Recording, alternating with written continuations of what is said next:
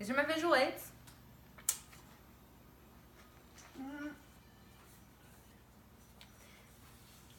And these are my speech cards. Okay, now I'm going to introduce you to everyone. This is my cousin Jimmy, my auntie Debbie, my grandma, my mom, my auntie Terry, and mom's holding the camera. Take a second. Think about a person that has truly made an impact on your life. Who would it be? Mine would be my Papaw, Kenneth Wayne Bogger Jr. No, not Jr. Kenneth Wayne Bogger. He's truly the most genuine and kind man that I know. Yet he's strong and firm and stern when he needs to be. He is forever going to be someone that has impacted my life for the better.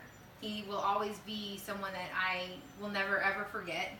I have so many memories that I could talk about forever and ever and ever. But throughout this speech, I want to show you just a few memories that he has on my life, and the mark that he's made on my life, and the mark that he's made on some other people's in my life. We actually lost this man in May of 2013, way too soon in my personal opinion. Some things the marks that he made on my life, and some stories that I can share with you about him was when I was growing up, I didn't really have a dad. That was part of my life. I mean, of course I had a dad, but he wasn't really in my life, and Papaw filled in just like a glove. He took care of me in any way that I needed him. He was there at the drop of a hat when I would have a car break down or whatever it may be, I didn't ever get a flat tire, but like if my tire needed pressure or whatever, no matter what light came on in the vehicle, he was there to fix it. And one of my favorite stories, which so many people probably don't even think it means anything, but to me it meant the world, because when I was working at Chick-fil-A, I had to be at work at 6 o'clock, and that meant I had to be actually at work at 5:45, and if it was snowing or whatever, I was still expected to be there because that didn't close Chick-fil-A, and he would drive me to work in the midst of the snow and to get me out there safe because I wasn't able to drive myself. And in that, it was amazing because something so simple, but the fact that he didn't complain, he didn't roll his eyes, he never made me feel bad about waking him up early to go take me when he didn't have to go. He was always there for me, and that story alone completely shows you the man that this is, the man that I'm talking about. Another story was when we were young babies, I guess toddlers, whatever age, we used to have these huge body pillows that each grandkid took the turn with having these moments with Papaw where he would be laying on the pillow and he'd have a big bowl of cereal and we'd lay on the pillow with him, and then he would like give us a bite and then give him a bite and then give us a bite, and that kind of went on. And of course that memory is for me, but I've seen pictures where it was for every single grandkid. There's 8 of us, and that he would get to do that with each one of us grandkids. And then another story that I had was definitely when we'd act up in Mama and Papa's house, and we know that we did because he put his little legs down on his chair, and when you heard it, and he went up to go get the fly swatter, and you knew it was coming. And so I remember the fear that I felt as soon as you heard the chair go down, because Papaw didn't play. He was going, if he put the chair down, you were going to get it, and you probably deserved it in that situation.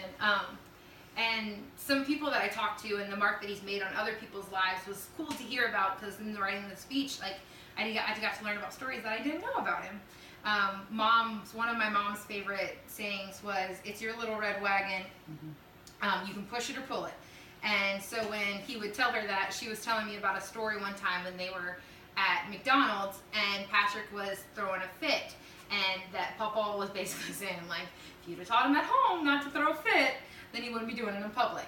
And that she was saying, sorry, I lost drink. And so she was saying basically that Papaw was telling her, it's your little red wagon, push it or pull it, and he would give you his opinion and he'd put it out there and you knew where he stood, but he would never disrespect you or put you down or make you feel like less of a person. Some more people that I was talking to and the impact that I could see throughout other people's lives was my cousin Jacoby. He's actually my age, and I got to talk to him about some things, some of his favorite memories of my Papaw. And he said that when he was working with him, that he would say that he had this saying, tomorrow's another day. And that it always made Kobe feel good, because when Kobe would be working with him, if they'd mess up or if something wouldn't go right, because they'd be out on the backhoes and the tractors and whatnot, and that whenever they do that, that he would never feel that he felt bad about something, because Papaw was just a kind of, Kobe said that he was just took things as they came, and he never really got too much of in a way about something. He never let it really ruin his day. Another story that he shared about each, he said that there was a group of the guys all hanging out about to, they were all outside working on something, and that when they were talking about how a woman made him do something, and that he said that Papaw looked down and he kind of stomped his foot and he looked up at them and he said, you just got to put your foot down sometimes. And Kobe said, and it was funny because like I never heard this story about Papaw, and it was kind of cute how Kobe, that was one of Kobe's favorite stories about Papaw, and it was just been, throughout reading the speech, it's been amazing to hear the different stories about him and the impact that he's made on other people's lives, not just mine, which, I mean, I knew that, and that he was an amazing man, but it's just cool to see all the different stories that I've gotten to find out throughout writing the speech. In conclusion, I hope that I've showed you just a small piece of the life of this amazing man. He will always be a part of me and the woman that I am today. And there's not a day that goes by that there's not something that reminds me of him, or something I wish I could come tell him. However, I hope that you will take time to say I love you to one of your loved ones. And remember this. Someone once said, life's a gift. Wake up every day and realize